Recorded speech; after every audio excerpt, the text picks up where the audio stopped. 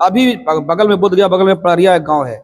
चलिए 2 टर्म के विधायक हैं, अभी सड़क नहीं बनी, नहीं बना। चलिए ना, वहाँ के बच्चे बिलबिला रहे हैं, शिक्षा व्यवस्था नहीं है। नमस्कार दोस्तों, मैं प्रकाश कुमार, आप देख रहे हैं बीडी बिहार झारखंड। आपने एक शायरी सुना होगा कि दुश्मन न करे दोस्त ने वो काम किया है। वैसे ही हमारे साथ जुड़ चुके हैं अशोक पासवान जी। आपको पता होगा दोस्ती ऐसा कि लगातार चुनाव से प्यार कर रहे हैं। लोकसभा में भी गया, लोकसभा से लड़े थे। विधानसभा आ रहा है तो भाई बोधगया विधानसभा से ताल ठोक रहे हैं। अब आपको बता दें अशोक पासवान जी, आपको पता होगा कि जिस बोधगया से विधायक है सर्वजीत पासवान, जो पहले कृषि मंत्री भी रह चुके हैं, अब पूर्व कृषि मंत्री कहा जाएगा उनको, लेकिन उन्हीं के साथ में ताल ठोके थे अशोक पासवान जी। और उस समय जीतनराम जी भी खड़ा हुए थे, लेकिन जीते थे जीतनराम जी। चलिए आपको ये रूबरू करा दिए, लेकिन अब आपको इनसे भी बात करते हैं। लेकिन अब दुश्मनी किनसे है इनको, जीतनराम मांझी या फिर सर्वजीत पासवान, किनसे है, इनसे बात करते हैं। और आपने सुना भी होगा कि छेद वही होता है जहां पे अपने लोग होते हैं, वहीं पे छेद भी किया जाता है। तो भाई ये छेद क्यों कर रहे हैं ये भी पूछा जाएगा। सबसे पहले चैनल में स्वागत है सर। नमस्कार भैया, और आपके बिहार बीडी बिहार झारखंड के दर्शकों को मेरे तरफ से प्रणाम। अशोक पासवान जी, आज रिव्यू होगा, आप सबसे पहले बताइएगा कि आपका बेटा बेटी कितना है। मेरे 3 लड़की और 1 लड़के, 4 हमारे हैं पूरे परिवार में, और पति पत्नी, मैं और माँ पिताजी। बेटा बेटी के कहाँ मतलब पढ़ाए हैं? बिल्कुल, आज जो बिहार में व्यवस्था है श्रीमान, आज जो सरकारी विद्यालय में हम अपने बच्चे को जब भेजते हैं तो सर गरीब के पास न जमीन है न पूंजी है, तो सर कैसे उस श्रेणी में हम जाएं। हमारे पास एक अंतिम व्यवस्था बनता है शिक्षा। बाबा साहब ने कहा था शिक्षा वो शेरनी का दूध है, जो पिएगा वो दहाड़ेगा। मैं ईमानदारी पूर्वक कहता हूँ कि बाजार से कुछ व्यवस्था करके, समाज से व्यवस्था करके, आग्रह करके जो मैं धन अर्जन किया है, कमाया है, तो जीवन दान दिया मैंने, उससे जो खाने पीने से जो बचता है काटते हैं, उसमें से कटौती करते हैं, तो पहला प्रयोग करते हैं अपने बच्चों को पढ़ाने के लिए। और मेरे सभी बच्चे प्राइवेट विद्यालय में पढ़ रहे हैं और मैं एक प्रयोग किया हूँ। प्रयोग किए हैं। चलिए बच्चा का हो गया, परिवार का हो गया।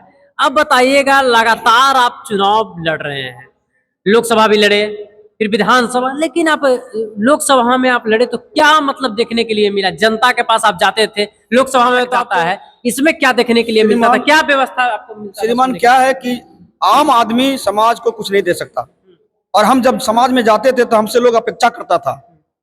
तो श्रीमान मैं बता दूं कि जब हमारे पास कुछ है ही नहीं साधन व्यवस्था, तो आपको क्या दूं मैं। हमको लगा कि व्यवस्था के खिलाफ अगर हम लड़ते हैं और जाते हैं, प्रशासन के लड़ते हैं, डीएम से लड़ते हैं, तो वहाँ हमको कुछ नहीं मिलता है, खाली हाथ मिलता है।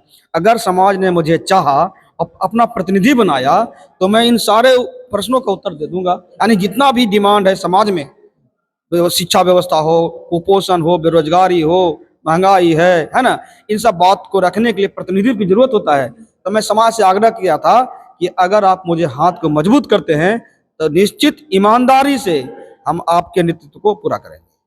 आपसे एक और प्रश्न रहेगा, आप जिस कास्ट से आते हैं उस कास्ट का नेता अगर माना जाए तो चिराग पासवान के लोग अभी जपते हैं।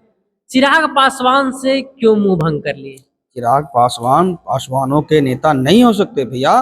क्यों नहीं है भाई? नहीं, वो स्वर्ण दलित हैं, और वो अगर पासवान के नेता रहते तो आप उंगली पर उठा लीजिए, क्या किसी बिहार के अन्य पासवानों को उन्होंने टिकट दिया है क्या? आपके पास उत्तर मिलेगा नहीं। वो देते हैं बहुत बहुत बड़ा व्यापारियों को, 10 करोड़ 12 करोड़ 8 करोड़ रुपया लेके जाता है, उनको टिकट देते हैं। तो पासवान के नेता नहीं हो सकते, ठीक है, वो व्यापारी हैं। और वो माननीय रामविलास पासवान के पुत्र थे, लेकिन वो स्वर्ण दलित है। और स्वर्ण दलित है? हाँ। कैसे सर? सर मैं बता दूं कि बाबा साहब ने आरक्षण का व्यवस्था दिया था, प्रतिनिधि की व्यवस्था दिया था। शोषित वंचित पीड़ित रहेगा, उसके लिए एक रिजर्व सीट रहेगा, आरक्षण रहेगा, वहां से प्रतिनिधि होगा। मैं पूछता हूं, क्या अब भी माननीय चिराग पासवान शोषित वंचित पीड़ित हैं? अगर नहीं है तो आप जाइए ना, जनरल सीट में लड़िए ना चुनाव। सर ये प्रश्न में आप फंस चुके हैं। अगर आप विधायक बन जाइएगा तो आप अपना आरक्षण खत्म करवा लीजिएगा। मैं 2 टर्म मांगूंगा, तीसरा टर्म में जनरल से चुनाव लड़ूंगा। अगर नहीं समाज ने मुझे चाहा तो मैं वापस घर चला जाऊंगा, लेकिन मैं रिजर्व सीट को नहीं छूऊंगा सर, ये मेरा प्रण है। प्रण रहेगा एकदम। बस शोषित वंचित पीड़ित के लिए ये व्यवस्था दिया गया था और मैं शोषित वंचित पीड़ित उस समय नहीं रहूंगा, क्योंकि एक बार मैं लाभ ले चुका रहूंगा। चलिए, बोधगया विधानसभा में सबसे बड़ा बदहाली क्या है? बदहाली है, आप चलिए वहाँ शिक्षा की व्यवस्था देख लीजिए। सभी महिलाएं जो मैडम हैं वहाँ शिक्षिका एक भी ईमानदारी पूर्वक नहीं पढ़ाती है। मेरे बच्चे जाते हैं और मेरे साथ चलिए ग्राउंड रिपोर्टिंग में, 7वां 8वां क्लास का बच्चा मेरे कैलेंडर का 5 गो मैनिफेस्टो अगर हिंदी में पढ़ दिया है ना, शुद्ध एक शब्द भी गलती नहीं करेगा, तो हम विधानसभा बोधगया चुनाव नहीं लड़ेंगे। आप 5 मैनिफेस्टो बता रहे हैं, क्या क्या है शॉर्ट में इतनी जल्दी? बिल्कुल बता देंगे। प्रथम हमारा है कि हम महिलाओं के लिए स्वावलंबी बनाने के लिए हम उनको 4% ब्याज पर व्यवस्था देंगे, पूंजी देंगे, हमारी सरकार जब बनेगी तब। दूसरी मैं व्यवस्था दे रहा हूँ कि प्राइवेट विद्यालय में आप अपने बच्चों को पढ़ाइए, फीस जन सुराज की सरकार भरेगी अगर हमारा सरकार बनती है तो। मैं तीसरी व्यवस्था दे रहा हूँ कि जो 3 डिसमिल भूमिहीन मजदूर हैं उनको 3 डिसमिल जमीन भी हम देंगे, ठीक है। फिर हम व्यवस्था दे रहे हैं कि रोजी रोजगार के लिए आपको दिल्ली बम्बई कमाना नहीं जाना पड़ेगा। और फिर मैं कहा कि वैसे माता वृद्ध पिता दादा दादी और विधवा विकलांग रहेंगे उनको मैं 400 पेंशन नहीं, हमारी सरकार 2000 पेंशन देगी। इस तरह हमारा मैनिफेस्टो सामने है, आप देख सकते हैं। आपको लगता है कि पूरा हो जाएगा? बिल्कुल हो जाएगा। प्रशांत किशोर पढ़ा लिखा व्यक्ति है और वैसा नहीं है जो गाँव में लोग बड़े बड़े वादा कर जाते हैं। जब बिहार के लोग 15 साल माननीय लालू प्रसाद यादव को समय दिया और देखा वहाँ क्या मिला, लाठी पिलावन तेल भुलावन। वहाँ क्या मिला, चरवाहा विद्यालय। अरे प्रशांत किशोर चरवाहा विद्यालय खोलने के लिए नहीं बोलता। नीतीश कुमार काम कर रहे हैं ना जी? अरे नीतीश कुमार 2 टर्म में अच्छा काम किए थे, अब उनका समय पूरा हो गया है, अब रिटायरमेंट की उम्र हो चुका है, ठीक है। अब समाज उनको रिजेक्ट करेगा, आरजेडी को भी रिजेक्ट करेगा, क्योंकि जंगल राज से तबाह हो गया था बिहार, उसे उबारने का काम माननीय नीतीश कुमार ने किया है। अब उनका उम्र अधिक हो गया है, अब जदयू में कोई अच्छा बारिश नहीं है, नेता नहीं है। अभी कैसा राज चल रहा है? हर जगह मतलब देखिए तो कहीं अभी दिन दहाड़े कहीं मर्डर हो जा रहा है, कहीं बलात्कार हो जा रहा है। मैं कहा श्रीमान, माननीय नीतीश कुमार का 4था टर्म है, 2 टर्म इनके काम को मैं सराहता हूँ, और अगर माननीय नीतीश कुमार नहीं होते तो बिहार का डेवलपमेंट नहीं होता, बिजली नहीं मिलता, सड़क नहीं मिलते। लेकिन 2 टर्म के बाद यानी 4थे टर्म में जो घुसे हैं इसमें बदहाली हो गया, फिर यहाँ भ्रष्टाचार हो गया, जंगल राज की ओर आ जाएगा। मतलब बोधगया विधानसभा का जंग छूटेगा? देखिए बिल्कुल छूटेगा। अगर बोधगया विधानसभा के समाज ने चाहा कि नहीं, सोना के चम्मच लेने वाला व्यक्ति मुझे नहीं चाहिए, गरीब का बेटा चाहिए, सोना के चम्मच लेके जलमने वाला व्यक्ति मुझे नहीं चाहिए, वह मजदूर का बेटा चाहिए जो मेरे साथ बैठता है, उसको हम प्रतिनिधित्व देंगे और वो मेरे बारे में सोचेगा।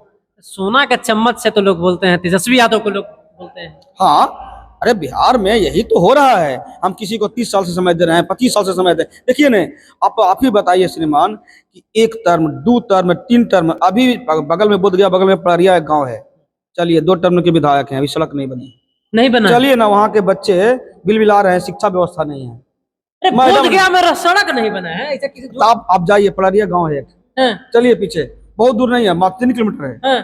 अगर अंतरराष्ट्रीय हवाई अड्डा बोधगया में जी, अंतरराष्ट्रीय पर्यटक स्थल बोधगया में जी, अगर पड़रिया में सड़क बना रहेगा, अगर कॉरिडोर दिया गया, अगर पड़रिया गांव में सड़क बना रहेगा, मैडम वहाँ रहेंगे, शिक्षा व्यवस्था ठीक रहेगा, वहाँ के बच्चे शुद्ध अगर पढ़ लेंगे हिंदी, तो हम अपना नॉमिनेशन वापस ले लेंगे, नहीं कराएंगे। चलिए हम पड़रिया गाँव जरूर जाएंगे अगर ऐसा बात है, क्योंकि भाई बोधगया पूरा विश्व में इसका नाम है। बोधगया में लोग दूर दूर से लोग आते हैं, हर जगह से लोग आते हैं।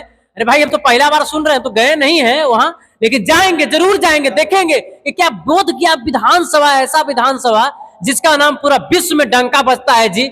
लोग विश्व से लोग आते हैं। नगर परिषद में है वो, नगर परिषद में है वो, नगर परिषद में, और शिक्षा व्यवस्था और सड़क जाकर देख लीजिए, एकदम देखेंगे। चलिए, हमारे साथ अशोक पासवान जी थे, और आपको सबसे पहला बात बता दें कि बोधगया विधानसभा से संभावित उम्मीदवार का दावा ठोक रहे हैं। बाकी इनके बारे में आप क्या सोचते हैं, आप कमेंट बॉक्स में जरूर बताइए। वीडियो करते हैं समाप्त। जय हिंद।